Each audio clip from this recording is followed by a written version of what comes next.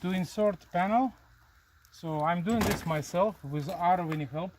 So I tie thing at the top, this bar, and I'm inserting one piece right here to get in there, good grip.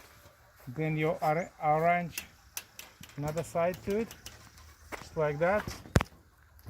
You get over here.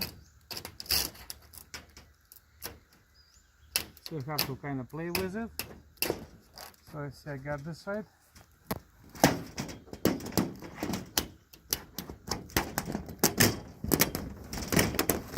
Got it all done. Right here, lock it up here. Then next thing, while it's there, you gotta arrange this one. So you have to get this in, just as so.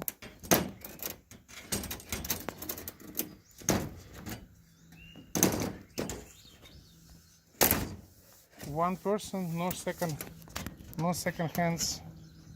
Right here, record here, this side. I usually recommend doing this with two peoples, and when you install one side, lock it up this one right away with the bolt, and then lock it up this one with the bolt, and then only bottom. Okay, that was a help of how to install the panels, and then you can go one by another one. Again, this is about 1 minute, one person installing a panel.